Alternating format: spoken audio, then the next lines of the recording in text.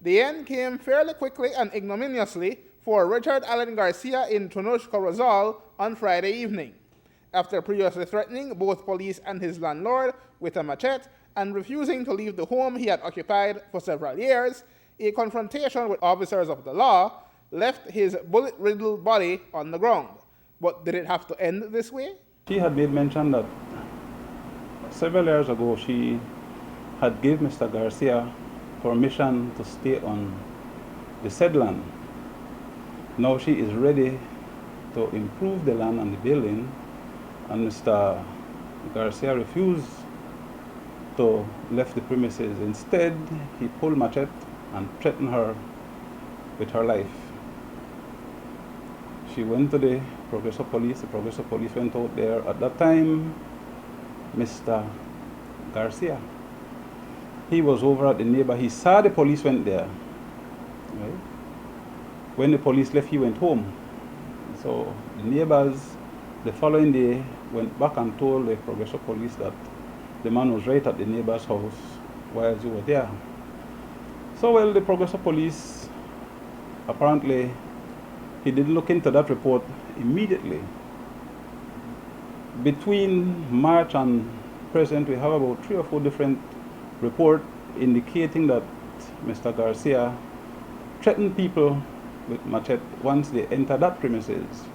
He even sent message to the police that once the police go there, he will trap them. Recounting how they came face to face, the Corozal senior cop painted a picture that sounded straight out of a movie. When the officers got to his house, apparently he was waiting. When the officer knocked at the door, he opened and just came out with the machete swinging. Apparently, he wanted to trap the officers. Right? The officer backed up. When the officer fell to the ground, apparently Mr. Garcia wanted to trap the officer in the head. Right? So the officer was on his back, firing kick towards Mr. Garcia. And it was then that the other officer fired a couple warning shots. Mr. Garcia didn't ease, he didn't stop.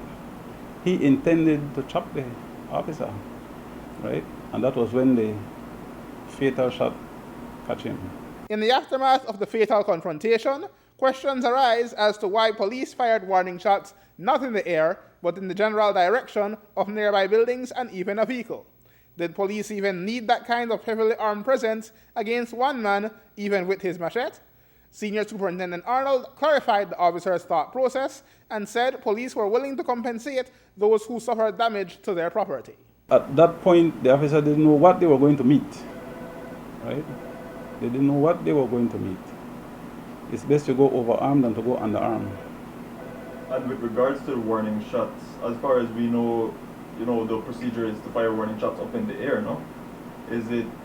What would have been the purpose for, the warning shots that were fired to be shot in the general direction where it could have had potential to hit somebody? The situation, it happened very quick, because the officers didn't expect that this man would have come out swinging.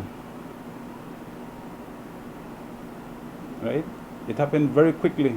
Certainly, I believe it's the individual officers that had spoken to the owner and told them that, yes, they will assist. The matter is now in the hands of the Director of Public Prosecution, who will determine with what charges to proceed, if any. Aaron Humes reporting for News 5.